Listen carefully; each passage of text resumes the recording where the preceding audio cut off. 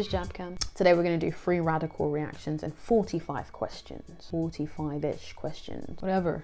I don't know. Question number 1. What does the term free radical mean? A free radical is any atom or group of atoms that has one or more unpaired electrons. Question number 2. Describe and explain some characteristics of a free radical. So free radicals are not positively or negatively charged. They are highly reactive, high energy, short-lived, non-isolable, which means that they can't be isolated. And they're all these things because of their unpaired electrons and their incomplete octet. Question number 3. How is a free radical presented like this? See that dot right there? It means that that's a chlorine radical. See that dot right there? It means that that's a bromine radical. Question number 4. What are the 3 steps in a radical reaction? Initiation, propagation, and termination. Question number 5. Describe the initiation step in a free radical reaction. The initiation step is the formation of the initial free radicals of a radical reaction. If we use the chlorination of methane as an example, the initiation step is the homolytic cleavage of chlorine into 2 chlorine radicals. Question number 6. Describe the propagation stage in a free radical reaction. Those initial free radicals continue to react in a self-perpetuating chain reaction that forms new radicals. That is what we call the propagation steps. Using the chlorination of methane again as an example, the first propagation step of that reaction is a chlorine radical reacting with methane to yield a methyl radical and hydrogen chloride. And the second propagation step in that reaction is that methyl radical reacting with chlorine to yield chloromethane and a chlorine radical. As you can see, the reaction is self-perpetuating because the chlorine that was used up here is reformed over here. Self-perpetuating.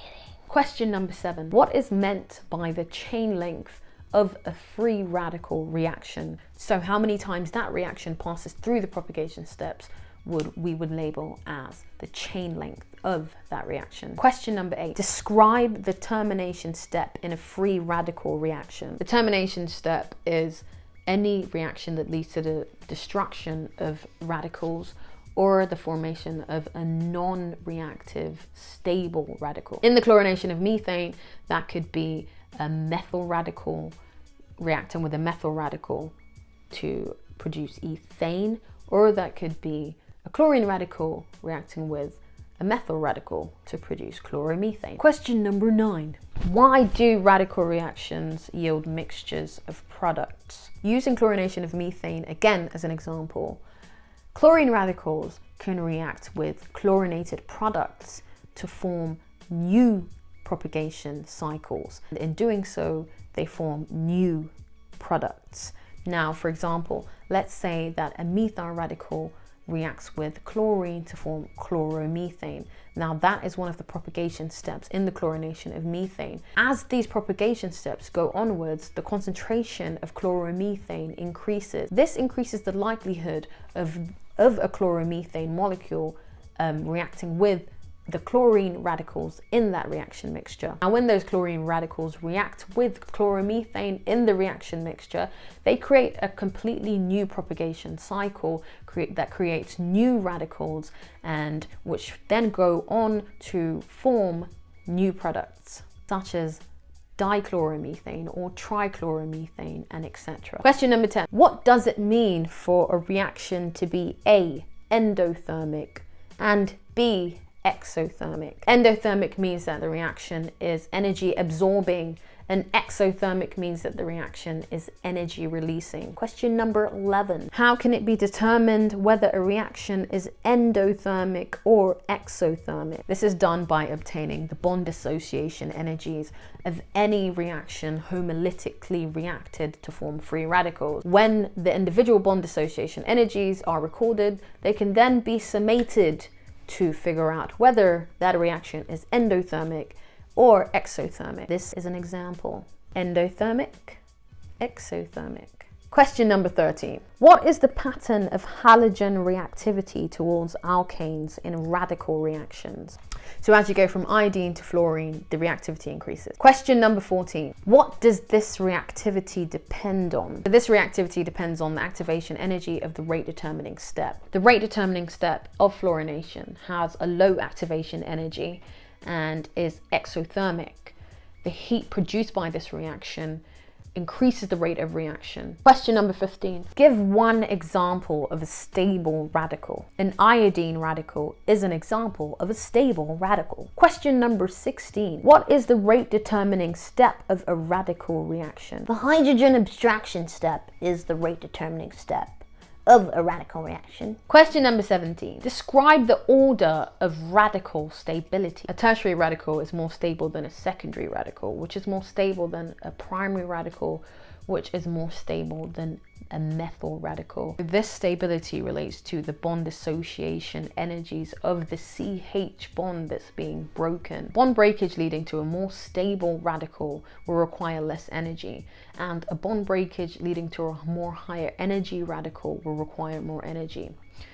It is said that the radical acquires more stability from neighboring sigma bonds, and of course when you go from methyl to primary to secondary to tertiary, the number of sigma bonds increase. Question number 20. Describe the contrast in selectivity between chlorine and bromine in radical halogenations. If we look at these two reactions, we can see that bromine is much more selective over which hydrogen it abstracts, whereas chlorine is not so much. The hydrogen abstraction step of chlorination has a low activation energy and is exothermic. The transition state in that reaction is more similar to the reactants than it is to the products. Very little bond breakage or bond formation has taken place in that transition state. On the contrary, the hydrogen abstraction step of bromination is endothermic and has a high activation energy. The transition state of that reaction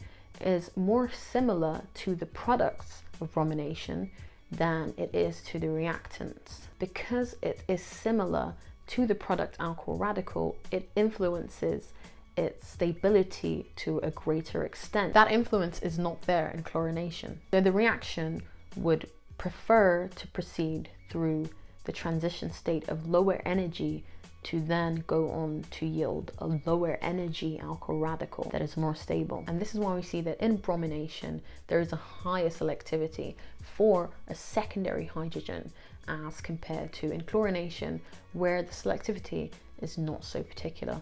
21. What is the Hammond postulate? The Hammond's postulate states that in a single reaction path, states that differ little in energy also differ little in geometry. Question number 22. Name a reagent that provides more specific halogenation in benzylic and allylic halogenation. If that even makes sense. Don't know. Okay. N-bromosuccinimide, also known as NBS. Question number 23. How does it do this? NBS is a carrier for bromine, and it works by providing a low but constant concentration of bromine, and it does so by this. So if we consider the bromination of an allylic compound, if we put down the initiation steps and the propagation steps of that reaction, we'll see that hydrogen bromide is one of the products. Now this right here is how NBS works to provide a low and steady concentration of bromine. Question number 24. Why is this specifically useful for allylic halogenation? This is specifically useful for allylic halogenation because it avoids bromination occurring at the double bond, and normally you would require very high temperatures and very low concentrations of halogens to make sure that doesn't happen. But NBS eliminates the need for that by providing, again, a low and steady concentration of bromine. 25.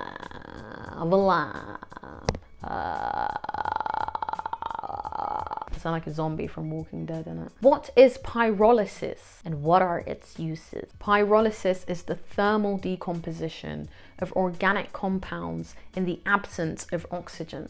Pyrolysis is often used in the cracking of high molecular weight compounds to low molecular weight compounds. 26. What is thermally induced homolysis? It is Homolytic cleavage by heat.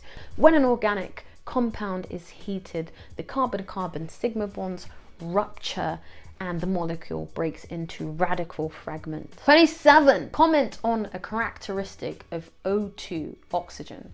In relation to radical agents, oxygen is a stable diradical because it has 2 unpaired electrons. Question number 28. What is auto-oxidation? Oxidation by air. Air. Oxidation by air. 29. Describe the radical steps in auto-oxidation. No. Question number 30. What is a free radical initiator? A free radical initiator is anything at all that can initiate a free radical reaction. 31. Give an example of a class of compound that are free radical initiators and explain why. Peroxides. An example of a class of free radical initiators are peroxides, and the reason why is because the RO-OR bond is quite easy to break. Its bond dissociation energy is 35 kcal per mole, which is lower than most bond dissociation energy. That makes them very good free radical initiators. 36. What is a free radical inhibitor? Free radical inhibitor is anything at all that inhibits a free radical reaction. It's something that results in a species that is not a radical, or something that results in the formation of a stable non-reactive radical. 37. Give examples of free radical inhibitors. In a lot of food, they put antioxidants that are actually free radical inhibitors, and they label them as preservatives. Phenols are very good antioxidants, and the reason why is because the radical products of these compounds